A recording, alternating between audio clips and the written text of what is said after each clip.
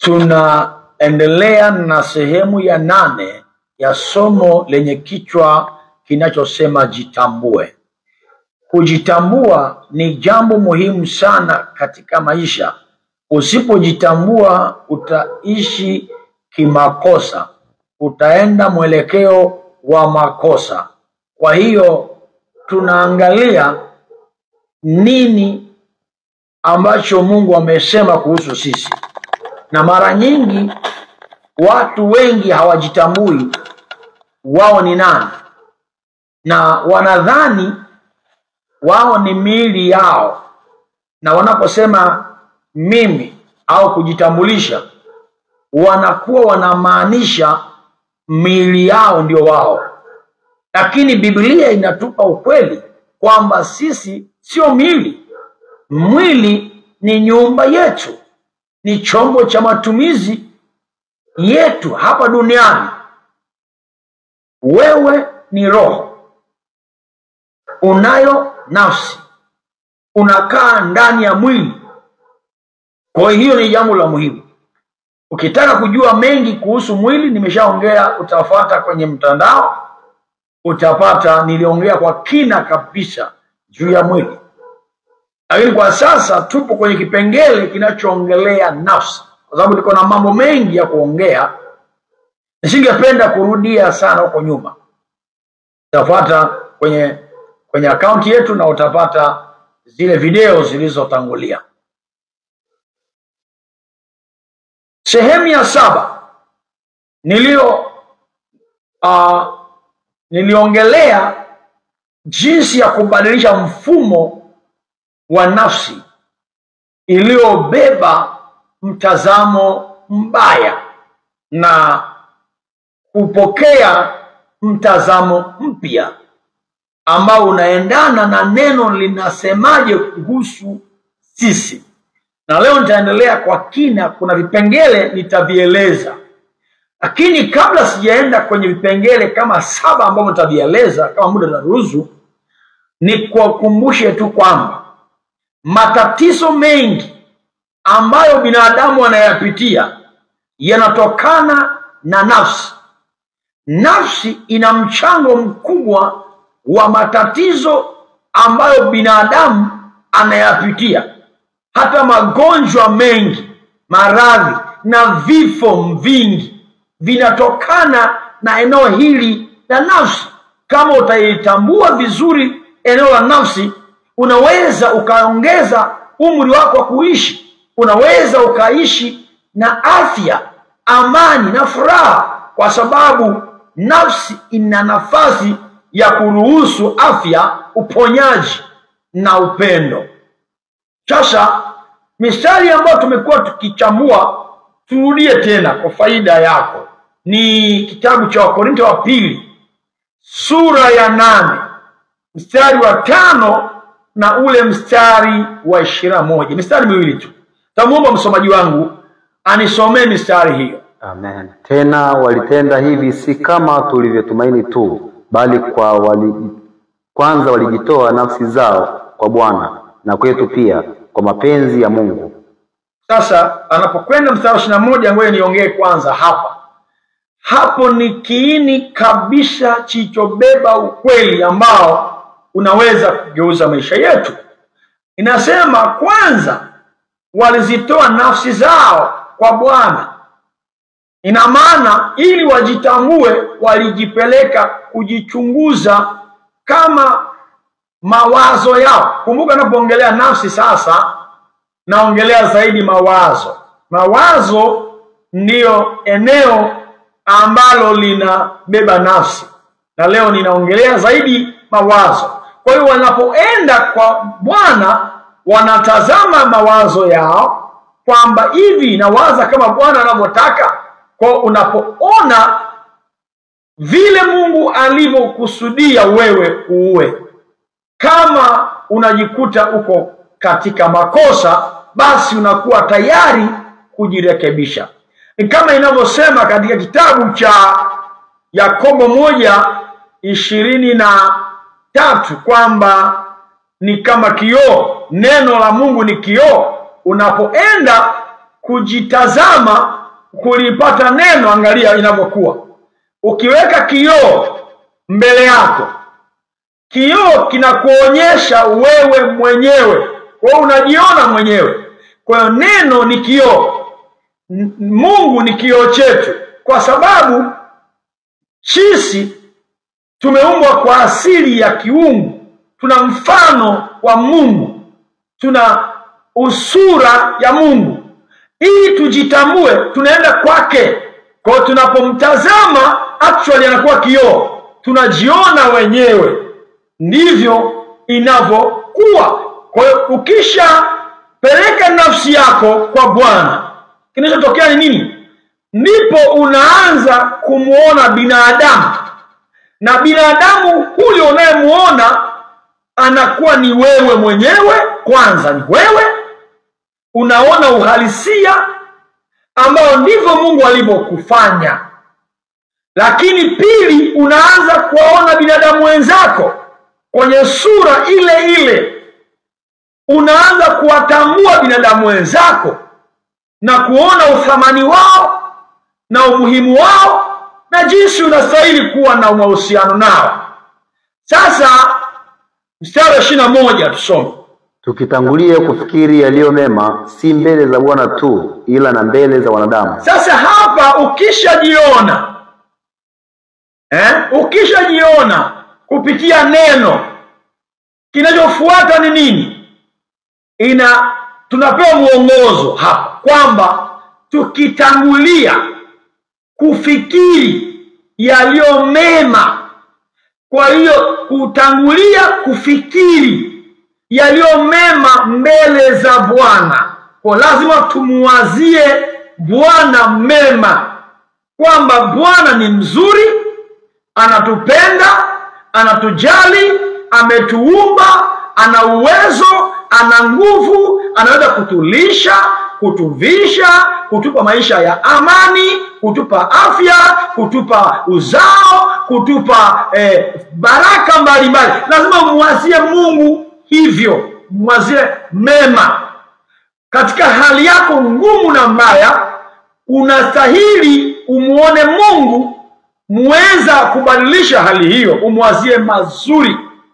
Lakini si tu kwa Mungu, anasema si tu kwa Mungu, tutangulie kuwaza mazuri, kufikiri mema, si tu mbele za Bwana, lakini na mbele ya wanadamu. Sasa hapo ndipo natulia sasa hivi, mbele ya wanadamu.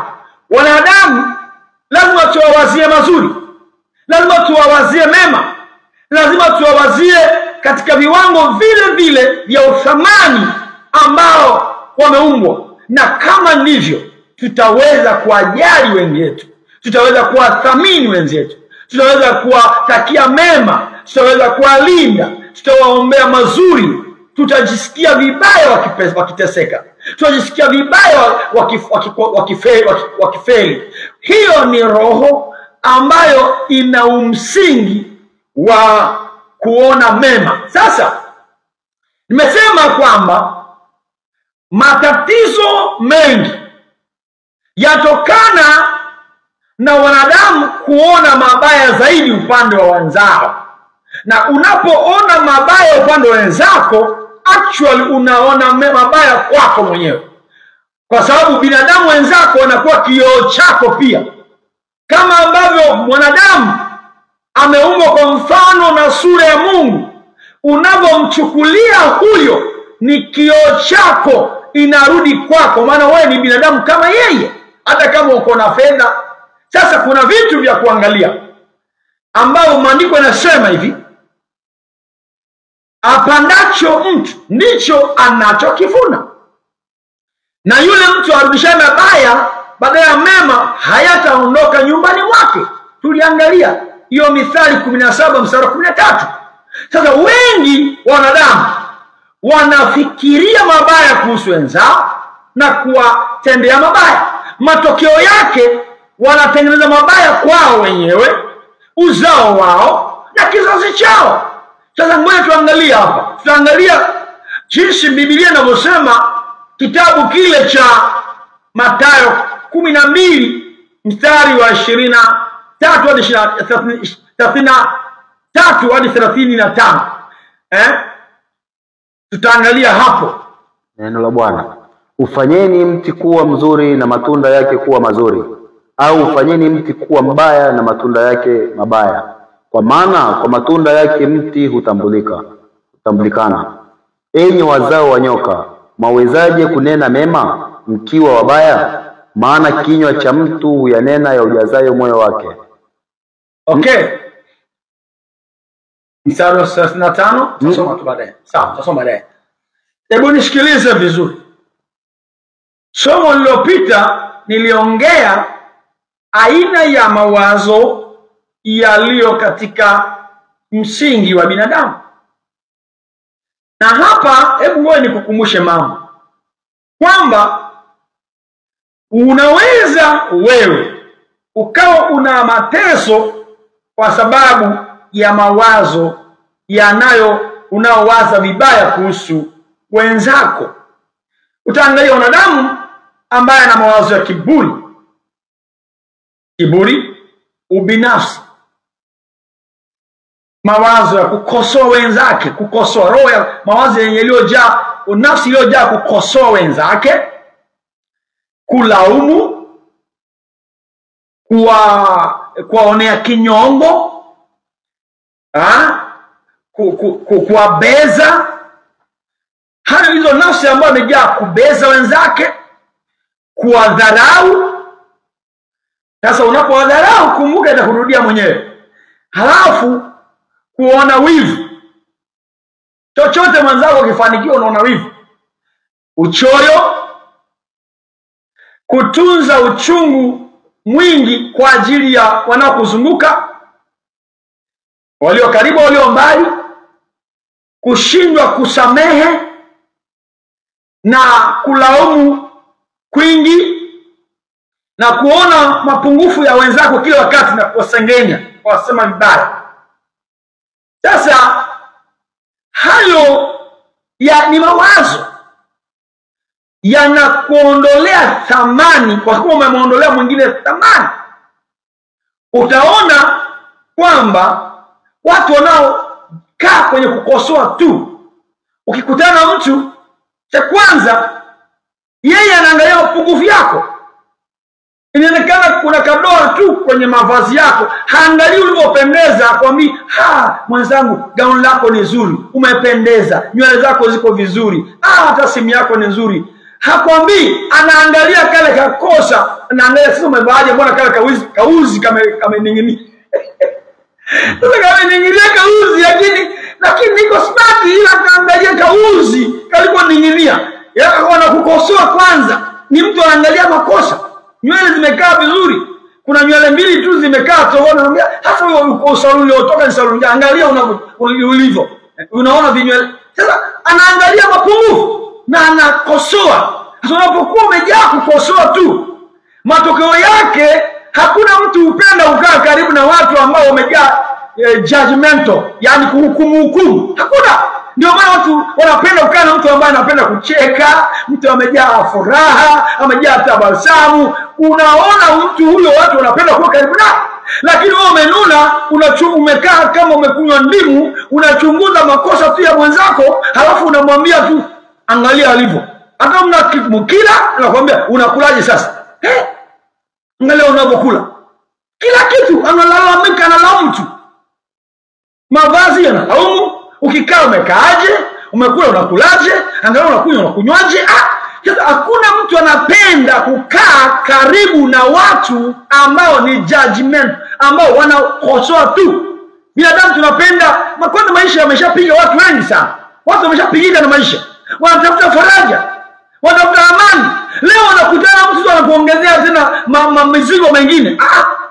Tunataka faraja, tunataka tujisikie furaha, tunatafuta amani, utulivu. Leo unakaa na mtu amejaa kukukosoa, kukufanya tu ukose utulivu, usione haujakaa sawa. Ndio maana unajikuta wewe hauna watu wanaokujali au walio karibu. Kama wapo ni vile labda una pesa, wanakuja wanazifuata pesa, sio wewe. Lakini matatizo hayo ndio Utakuta mtu amepata kitu kizuri kwa sababu una wivu, badala wewe kumpongeza unajisikia vibaya kwa sababu mwenzako amepata kiwanja. Umpongeze. Na ili uivunje roho mbaya, Biblia inatuambia kwamba tuwaze mema kwanza, kufikiri yaliyo mema mbele ya wenzetu. Anza kuangalia mema, hata kama makosa yako 2 3, hata kama yako 6, alafu jema ni moja, anza na lile jema kulizungumza. Kuna jema fulani amelifanya, hilo ndio uanze nalo. Baadaye tutamkosoa pole pole kwa adabu na kwa kuthamini hiyo utu wake. Kwa sasa matokeo yake anasema hivi, wewe unakuwa kama mti. Anasema ufanyeni mti kuwa mzuri, ndio wewe sasa, na matunda yake kuwa mazuri. Ukiwa negative, ukiwa umekaa katika nafsi yako imeharibika, sasa na matunda yako itakuwa ni machafu, matunda yako ndio mabaya. Anasema kwa maana mti unatambulika kwa matunda yake. Unaona unavyoongea, kwa mawazo yako ni machafu, kwa wewe ni mchafu. Vile unaongea ni ishara wewe ni mchafu, una mawazo mabaya juu ya watu wenzako, na ndio wewe mwenyewe ni mbaya pia. Unajua ndio kioo chako, unavyoona wenzako ndivyo ulivyo. Lazima uangalie mema. Yapo mema. Watu wana matatizo, watu wana mizigo, watu wamepigika na maisha, wanahitaji faraja, wanahitaji kutiwa moyo kwanza. Kabla hujarekebisha, anza kwanza kwenye maeneo ya nguvu zao. Angalia nguvu zao ziko wapi, ndio uanzie hapo, ndipo uje eneo la udhaifu, atakufurahia unapomrekebisha. Sasa nisikilize, anasema hivi, huo mti sasa wengi kama mti gani sasa unajijaza mwenyewe? Wewe ni mti upi? Sasa anasema huo mti unaweza kuufanya ukawa mzuri na matunda yake kuwa mazuri, na unaweza kuufanya mti huo kuwa mbaya na matunda yake kuwa mbaya. Ndio maana unakuta jamii mimi niliwahi kukaa karibu na mtu mmoja. Akifika yule baba wa nyumba, watoto mbio chumbani wanakimbia. Yani ni mtu amekuja amejiandaa kukoromea, yani amekuja amejiandaa kukosoa tu makocha amekaje. Yani amejiandaa, hata mke wake ni anasemeka hafanyeje, lakini ndio hivyo. Yani huyo amejiandaa kuja tu kukosoa, baadaye ingie watoto wamkimbilie, wanamkimbia. Kama ndio ona nitazama, jirekebishe. Kwa sababu usipojirekebisha ndio wewe utakufa mapema na vidonda vya tumbo na mambo mabaya na yani kuna vitu unavipanda vitakuwa wewe mwenyewe. Kuna watu ni wakali, wana uchungu, watu wana hasira na watu wengine wana uchuki. Wewe una chuki, una dharau, yanakurudia mwenyewe. Sababu machuki uliobeba, hasira uliobeba, mauchungu uliobeba, kutokusamehe wengine, yanakuua wewe mwenyewe. Sasa nisikilize vizuri. Hapa anataja kwamba huwa ni watu wa uzao wa nyoka, ndio mashetani. Shetani ndio baba wa hayo yote. Anasema enyi uzao wa nyoka, mtaongeaje mazuri mkiwa wabaya? Kwa sababu mtu huyasema ya ujazayo moyo wake. Sasa angalia, nafsi sasa inajazwa maneno. Unajaza aina fulani ya maneno. Sasa hayo maneno ndio nikasema lazima nafsi yako uipeleke kwanza kwa Bwana, ugundue maneno sahihi kuhusu Mungu, kuhusu wewe, ndio uyajaze. Ukijaza maneno sahihi, ndipo nafsi yako ina uwezo wa kutoa maneno bila bidii yako, bila kujitahidi. Kwa sababu hapa kuna ulizo, mtu huyu anaongea mpaka Biblia inamshangaa huyu ametoa maneno mazuri. Yani mnasema mnawezaje kusema mazuri ikiwa umejaza mabaya? Unaona Biblia inamshangaa huyu mtu. Huyu mtu alikuwa ajabu sana. Yani anaongea mazuri, Biblia mpaka inamshangaa. Unaongeaje mazuri wakati umejaza mabaya? Sasa mstari wa 35 kunisomea. Soma mstari wa 35. Mtu mwema katika akiba yake njema hutoa mema. Mtu mwema katika akiba yake njema hutoa mema. Kwa unaona, ukishakuwa hivyo unakuwa mtu mwema. Una akiba njema na utatoa mema. Na mtu mbaya katika akiba yake mbaya hutoa mabaya. Na mtu mbaya katika akiba yake mbaya hutoa yaliyo mabaya. Ndugu zangu, ukielewa nafsi yako, mawazo yako, wewe si bora kuliko wanadamu wengine. Nikwambie ukweli, mwanadamu huyu Sulemani aligundua hiyo kitu, akasema ni ubatili na kujilisha upepo. Akasema vile mimi ni tajiri na mwenye hekima anavyokufa, ndivyo anavyokufa masikini. Anavyokufa mwenye hekima, ndivyo anavyokufa asiye na hekima. Wanafukiwa wote. Sasa unaona, ni muhimu kuwa mnyenyekevu na kuwapenda watu na kuwathamini watu na kuwatakia mema watu. Hiyo ni nafsi, ni mawazo sahihi. Mungu ni upendo. Anatupenda sisi. Na anasema kama yeye Mungu ni upendo na sisi tumeumbwa kwa upendo kwa mfano wake, anasema yule amchukiaye ndugu yake ni muuaji. Waraka wa Yohana inasema ni muuaji. Kwa hiyo ni kazi kubwa. Tunaishi na watu wanaotukwaza, ni kweli. Kweli kabisa. Na hii ndio utapima uimara wa nafsi yako. Nguvu ya msamaha ni uimara wa nafsi ya mtu. Jinsi ya kutunza amani yako ni nguvu ya nafsi. Nafsi yenye nguvu, huyo mtu ana uwezo kukaa katikati ya wakeraji, katikati wanaodharau, katikati ya watu wabaya, akalinda nafsi yake isibebe dharau, akalinda nafsi yake isibebe yale anaoambiwa. Kwa sababu unajitambua. Wewe mtu akikwambia lolote, unamtazama na mhurumia tu. Kwa sababu gani? Umeshajitambua. Sasa huwezi kupokea. Kumbuka, unayoambiwa, kila unaloambiwa likikuumiza ndio umeshalipokea hivyo. Chochote kinachokuumiza maana yake umeshakiingiza moyoni. Chochote kinachokufurahisha sana maana yake umeshakikaribisha.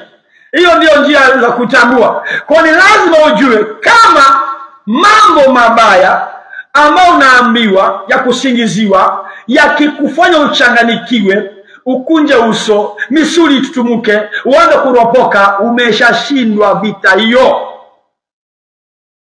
Mwanamke nyumbani, mwanamume amekuja amekuambia jambo, uwe mtulivu, utamshinda.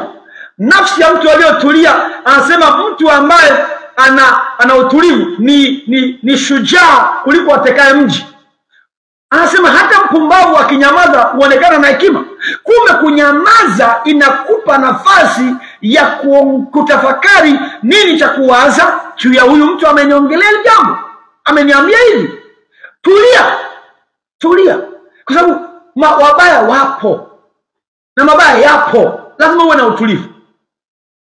Safi. Sasa nimekuambia ninaenda kuongea vipengele 7. Vipengele 7 sidhani kama nitamaliza, kwa sababu lazima nikuoanishie na nilikotoka. Ile wiki ya jana niliongea mambo 5.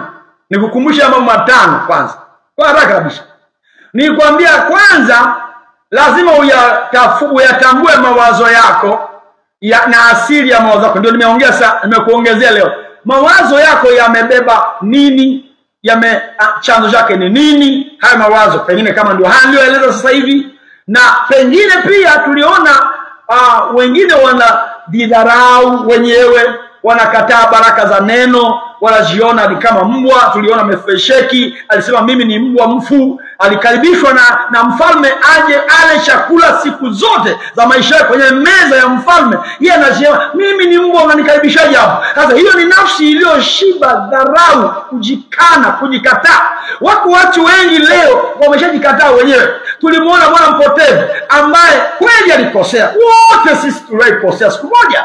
Kabla hatujaokoka tulikosea makosa mbali, mengine ni mabaya kabisa, lakini tulipookolewa tumejikubali kabisa. Huyo mwana mpotevu alimhukumu baba yake vibaya, akasema ninarudi kwa baba yangu, nitataka kuitwa mtumwa, sina sifa tena ya kuwa mwana. Sasa kuna watu wengi leo wanaenda na attitude hiyo, wana attitude ya kukataa nafasi ya kusamehewa. Hata kama walikosea, wengine walikuwa ni makahaba, sasa wameshatubu, wanajihukumu, wanasema mimi sifai, nimeshakuwa mtu mchafu sana.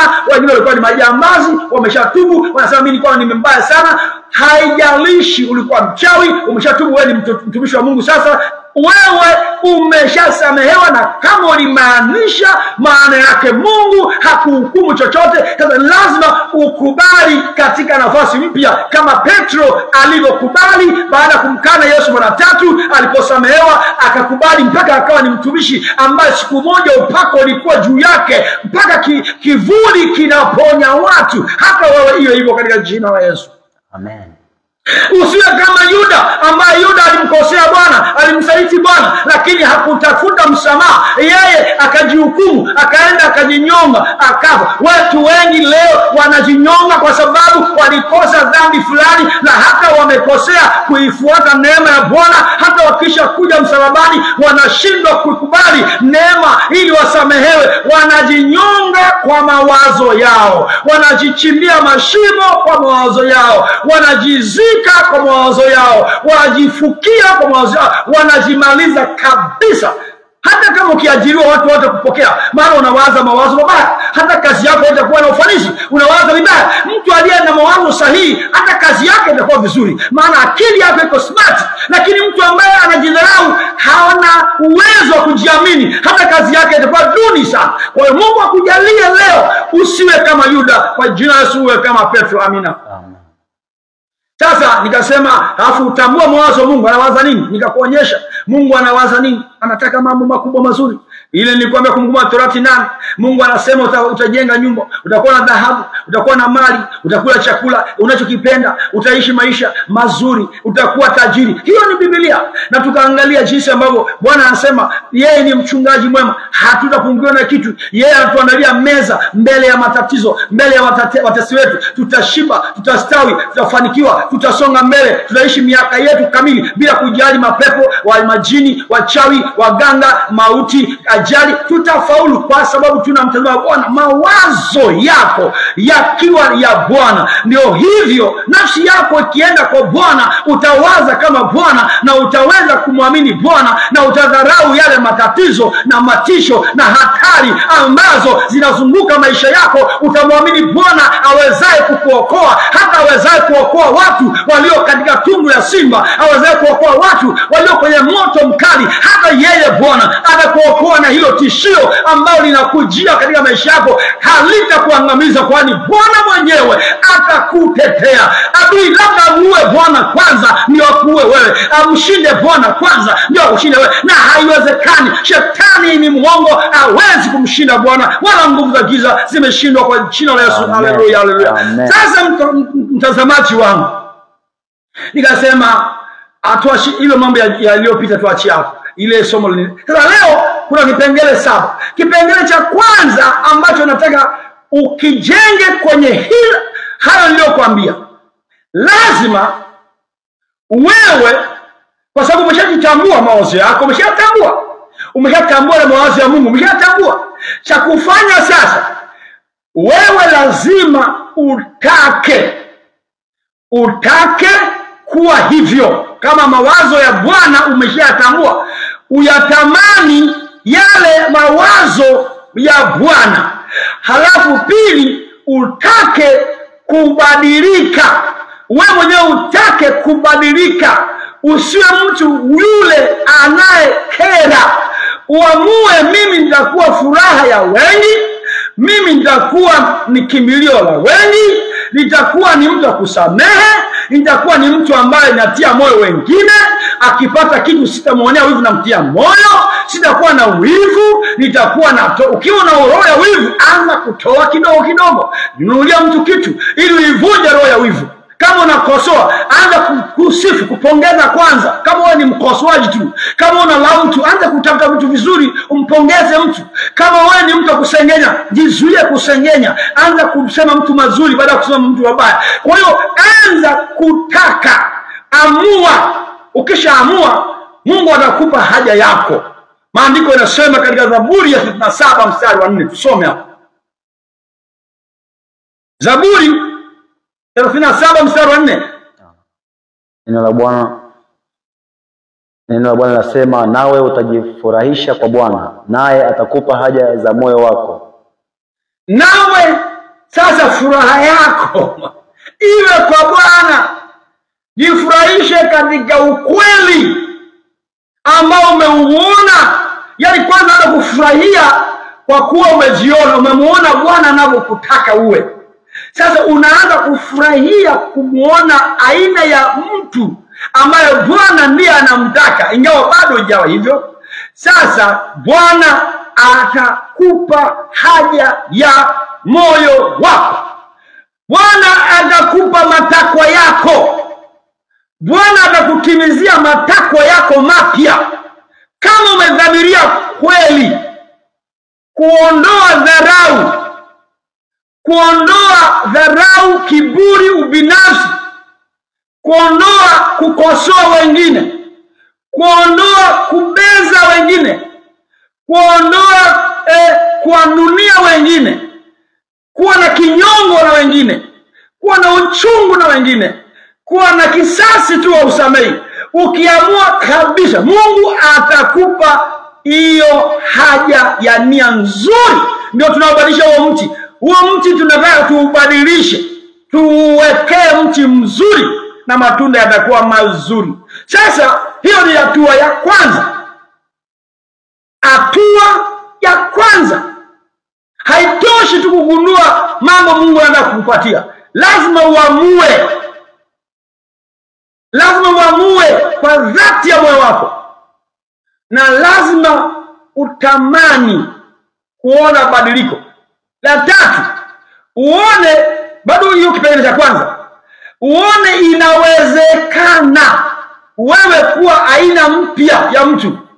Uone inawezekana wewe kubadilika kuwa mtu ambaye dunia inampenda, inamtamani kuwa naye. Hiyo inawezekana. Lazima hilo la kwanza, lazima uamini. La pili,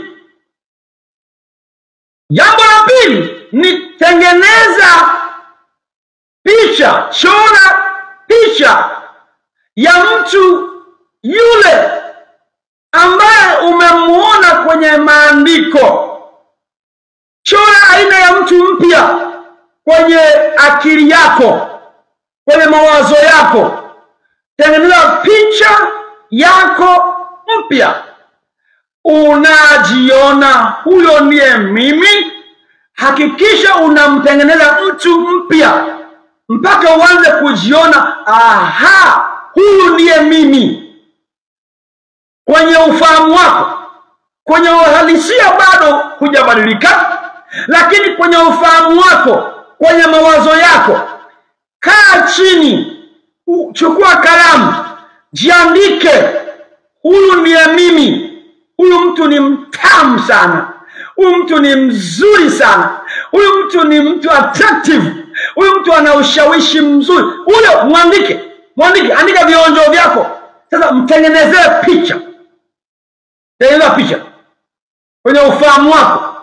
Kwa sababu akili lazima itengenezewe picha. Tengeneza picha ya mtu mpya. Mtu mpya yupi? Huyu ambao umemuona kwenye mawazo niliyokufundisha. Sasa tutakupa andiko mawili. Andiko la kwanza ni Yeremia 29 mstari wa 11. Tunataka tumuumbe mtu. Tunaumba mtu, au kwa jina lingine Biblia inaita mti. Tunaumba mti mpya. Tunaumba mtu mpya. Yaani wewe utakuwa mtu mpya. Dunia inakutafuta. Watu wachache sana walio kama wewe ambaye huyo amebadilika. Maana watu wengi wanataka kubadilika. Hebu soma mstari wa 11. Maana nayajua mawazo ninayowazia ninyi. Maana ninayajua mawazo ninayowazia ninyi, asema Bwana. Ni mawazo ya amani wala si ya mabaya. Ni mawazo ya amani, siyo ya mabaya. Kuwapa ninyi tumaini siku zenu za mwisho. Siku zenu za mbele ninawapa matumaini. Nawapa mambo mazuri. Sasa haya mambo mazuri Nimekuonyesha kwenye video ile ya Alhamisi wiki iliyopita, nimeonyesha mambo mazuri sana mengi. Sina muda wa kurudia hapa. Nimekugusia hata hivyo kidogo. Kwa yale mazuri na mengine mengi, yote yachukue, ndio mawazo yako, uyafanye ndio mawazo yako hayo. Mawazo ya Mungu yachukue. Sasa unapoyachukua ndio unayatengeneza picha.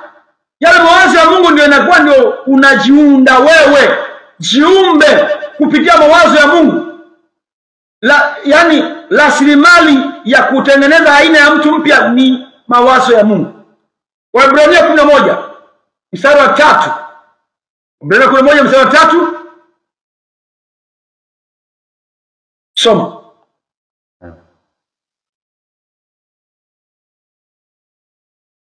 Waebrania 11 mstari wa 3. Neno la Bwana. Kwa imani tuwafahamu ya kuwa ulimwengu uliumbwa kwa neno la Mungu, hata vitu vinavyoonekana havikufanywa kwa vitu vilivyo dhahiri. Kwa imani tunafahamu. Shikilia neno tunafahamu. Tunafahamu. Lazima uwe na ufahamu. Tunafahamu ya kwamba ulimwengu wote, vyote unaviona, viliumbwa kwa neno, kwa maneno. Havikuumbwa kwa malighafi ya kushikika. Vyote havikuumbwa kwa vitu vinavyoshikika. Kama vile nyumba unachukua tofali, simenti, mchanga, hapana.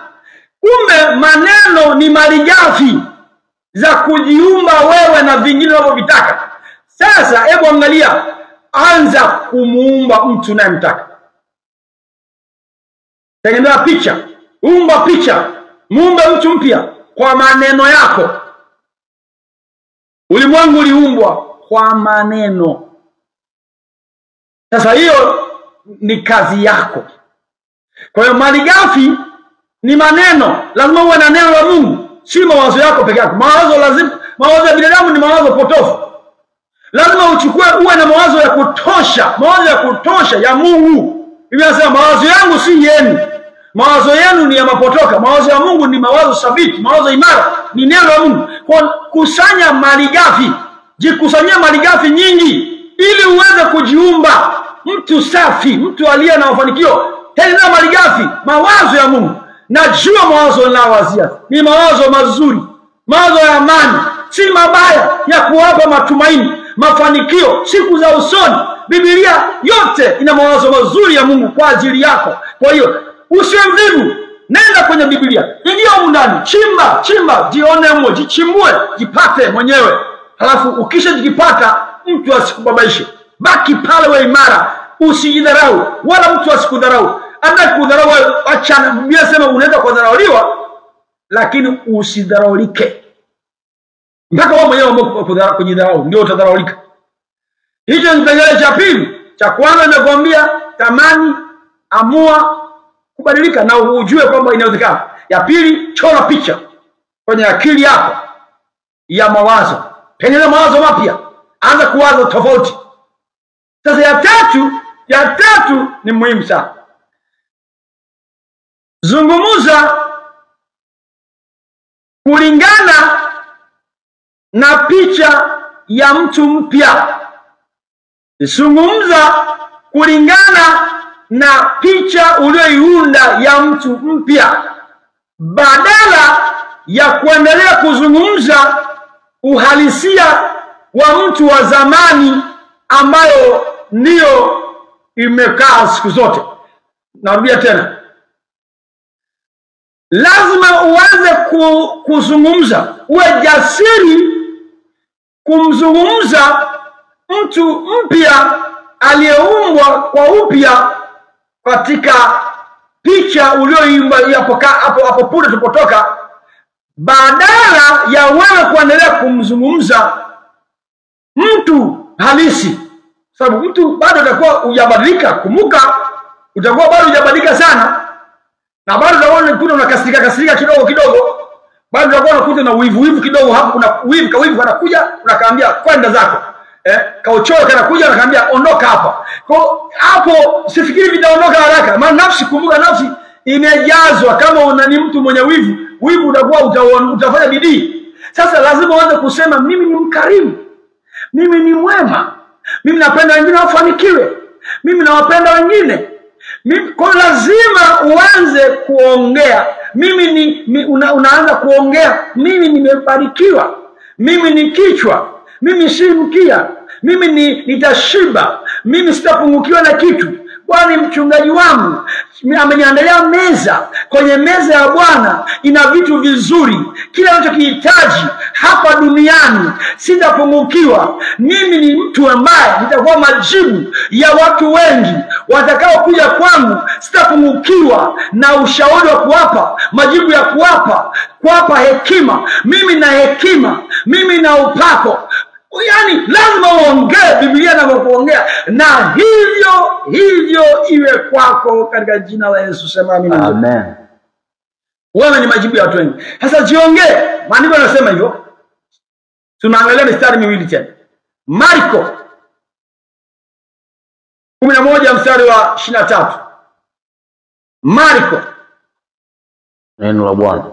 Amini nawaambia, yeyote atakayeuambia mlima huu ng'oka ukatupwe baharini, wala asione shaka moyoni mwake, ila aamini kwamba hayo asemayo yametukia, yatakuwa yake. Tunaanzia pale, ila aamini ya kwamba hayo asemayo ya kwamba yameshatokea, nayo yatakuwa ya kwake. Unaona point hiyo? Yani huyu mtu ambaye ni wewe na kuamini, naamini wewe, unapoanza kuongea, amini ya kwamba hayo anayoyasema tayari ameshakuwa ndio huyo mtu, yameshatokea. Lazima uongee ujione umeshatokea kwenye ulimwengu wa roho. Unajiita, unajitengeneza mwenyewe kwa maneno. Anasema amini hayo asemayo ya kwamba yametokea, nayo yatakuwa yake. Maana yake ndivyo itakavyokuwa. Utamiliki unayoyasema, yatakuwa kwako. Haijalishi mlima gani. Usiwe mashaka, sema kwa ujasiri. Sema kwa ujasiri. Sura ya pili ni Warumi sura ya 4 mstari wa 17 kuendelea. Neno la Bwana. Kama ilivyoandikwa, nimekuweka kuwa baba wa mataifa mengi mbele zake yeye aliyemwamini, yani Mungu, mwenye kuwahuisha wafu, ayatajaye yale yasiyokuwako kana kwamba yamekuwa. Tunaanzia pale. Mungu mwenye uwezo mkubwa sana anafufua wafu. Sio mashaka na Mungu, yani ondoa mashaka upande wa Mungu. Anasema Mungu mwenyewe tabia yake imekaje? Ayatajaye yasiyokuwapo kana kwamba tayari yamekuwa. Kwa hiyo unaongea yale ambayo hayapo kana kwamba yameshakuwapo. Hiyo ndio unataka uongee hivyo. Usianze kuongea ukijiangalia mbona naongea vitu sina. Hapana. Lazima ujione kwanza. Ibrahim alijiona yeye ni baba wa mataifa mengi, ndipo akaanza kujiongea kwamba yeye ni baba wa mataifa mengi, lakini alikuwa bado kiuhalisia hajawa baba wa mataifa mengi. Alianza kujiumba kuwa baba wa mataifa mengi. Ndio maana sisi leo ni wote ni watoto wa Ibrahim kwa imani. Mpaka Yesu mwenyewe ni mzao wa Ibrahim. Kwa sababu gani? Aliamua kuyataja yasiyokuwapo. Soma kidogo tuwape faida. Sura ya 18 kuendelea. Naye aliamini kwa kutarajia yasiyoweza kutarajiwa. Alitarajia ambayo akili ungeiuliza ingesema sijui chochote, haiwezekani, yasiyoweza kutarajiwa. Ili apate kuwa baba wa mataifa mengi. Ili awe baba wa mataifa mengi. Ili wewe uwe kile unachokitaka. Ili dunia ikusujudie, dunia ikutafute, ili wewe uweze kuwa na mambo mazuri ya kusaidia jamii. Lazima uwe kama Ibrahim. Usiangalie binadamu watasema nini kwa ajili ya uamuzi wako wa kutamka vitu ambavyo wao hawavioni. Wewe ndio unajijua. Kumbuka somo letu, jitambue. Wewe ndio lazima ujitambue. Sasa wewe usiwe kumateka na watu wasio kutambua. Wanataka uwe kama wao, uongee kama wao, vile wanavyokuona. Hapana, wewe umeshajitambua, unabadilika. Tuendelee kusoma. Kama ilivyonenwa, ndivyo utakavyokuwa uzao wako. Yeye asiyekuwa dhaifu wa imani alifikiri hali ya mwili wake uliokuwa umekwisha kufa, akiwa amekwisha kupata umri wa kama miaka 100, na hali ya kufa ya tumbo lake Sara. Lakini akiona ahadi ya Mungu hakusita kwa kutokuamini, bali alitiwa nguvu kwa imani. Ili tuwakumbushe ule mstari wa Mhubiri 2 mstari wa 14. Anasema macho yake mwenye hekima hapo kwenye kichwa. Unaona hapo? Aliona. Mawazo ndio macho yako. Kuna macho ya nafsi, kuna macho ya mwili, kuna macho ya roho. Sasa ukiona ahadi ya Mungu, hakusita, alibaki imara. Mazingira yalikataa. Tumbo la Sara lilishakufa. Yeye mwenyewe alishachemka, angeweza kazi. Lakini jamaa aliweka imani. Hii imani ajabu sana. Vitendea kazi vya kuleta majibu vilishaondoka, vishakufa. Lakini jamaa akapuuza ukweli, akabaki na imani. Imani ikaleta ufufuo hata kwenye viungo vyao vilivyokwisha kufa, vikaleta uhai na mambo yakawa safi, watoto wakapatikana. Usicheze na mtu anayeamini na anaona mtu huyo ni wewe. Kuna vitu na vitamani, utavipata. Mungu akupe uwezo wa kuamini na kuongea lugha ngeni ya kimbinguni, lugha ya kimbinguni ambayo dunia hawaijui, mataifa hawaijui, majirani hawaijui, hata mwenzako haijui. Koma hivyo hivyo. Akikubeza ndio mbolea. Anapokubeza ni mbolea. Kwamba huyu wewe umechanganyikiwa. Hiyo ni mbolea. Sema hiyo ni mbolea tu. Akikubeza mbolea. Kila kitu akikucheka mbolea. Wanaokucheka ni mbolea, maana wanaboresha majibu yaje haraka. Na watakuja baadaye kusema tulikuwa tunakuombea, lakini sema pote habari, mniombea mkuniombea lakini muujiza nimepata. Maana wanafiki wengi ukiinuliwa tu wanasema tulikuombea, tulijua utatoboza. Hamna shida, mliomba mkuomba lakini nimeshatoba, nimeshainuka. Mungu ni mwaminifu. Sasa nataka niwaambie, muda wangu umeshanisha. Na vipengele vitatu sijavisema, nitaviendeleza kesho. Kuna vipengele vitatu sijaviongea ili nisiripue, sababu vina uzito wa hali ya juu. Vipengele vitatu vina uzito sana. Nitaviendeleza kesho saa 4, usikose. Alika wengine na Mungu atakubariki kwa kufanya kazi hiyo. Mungu aliye hai afanye maisha yako yawe na utukufu katika jina la Yesu. Nafsi yako ikavue utu wa kale, ikavue takataka zote, ikaondoe ukale wote, na Mungu akuinulie kitu kipya ndani yako, upande pando la kimbingu. Nafsi yako ijazwe na kweli hii, maana mtu yasema ya ujazayo moyo wake. Naomba kwa jina la Yesu Kristo, vitu vyote vichafu vinavyokufanya wewe ukate tamaa, usijiamini, ujione ufai, ujione wewe ni mtu ambaye duni, na uwe hiyo roho na kuikemea ikuachie na kuinua. Wewe ni wa thamani, wewe ni mtu bora, wewe ni mtu ambaye dunia na kusubiri, utafanikiwa tu kwa jina la Yesu. Wewe ni mshindi na zaidi wa washindi, na hakuna kuzuia mbaraka wa Bwana. Na kuombea ulinzi usiku leo, msaada wa Bwana kulinde, damu Yesu kufunike, malaika kuzunguke kwa jina Yesu. Bwana ndiye kukukarabati, kukutengeneza, na imani yako hiyo imara, usiyumbe, usikitike katika jina Yesu. Popote kwenye shida ya mwili wako, Bwana kuponye maradhi, magonjwa yote yakauke, yafe, yakuachie, uwe mzima katika jina Yesu, na kutamkia baraka za kifamilia, baraka za uchumi, baraka za kazi yako, baraka za elimu, baraka za ulinzi na usalama, za maisha marefu, na kutamkia utukufu wa Bwana ukuonekanie. Pokea majibu katika jina la Yesu Kristo. Sema amina. Amen. Nimefika mwisho kabisa. Baada ya maombi hayo, nikupe namba tu ya sadaka. Nikushauri, naomba tufuatane. Watu wa imani ni watu ambao wanamwamini Mungu. Sadaka ni muhimu sana. Unaweza kujiwekea utaratibu kwa hizi siku 3, maana nafundisha siku 3. Leo, kesho na Alhamisi. Ijumaa ni maombi tu. Hizi siku jiwekee katika siku hizi angalau utoe sadaka mara moja. Chagua utatoa lini. Kama utatoa Ijumaa, sawa. Kama utatoa leo, yani angalau usikose wiki nzima bila kutoa sadaka. Lakini unaweza ukaamua, kuna wengine wana imani kubwa, toa kila siku, maana hii ni ibada. Lakini ukishindwa kutoa kila siku, jiwekee utaratibu kwamba mimi kwa kipindi cha wiki hii cha Dr. King nitatoa sadaka yangu kiasi fulani, na uwe mwaminifu na Mungu atakuinua, atakubariki sana. Kwa namba ya sadaka ni hii: 0714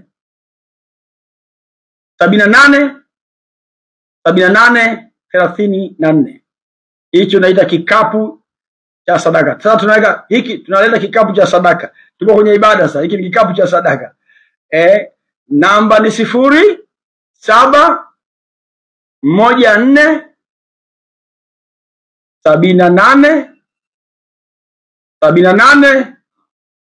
34. Basi karibu sana na Mungu akubariki. Kesho saa 4 kamili tutakuwa hapa. God bless you. Bye bye.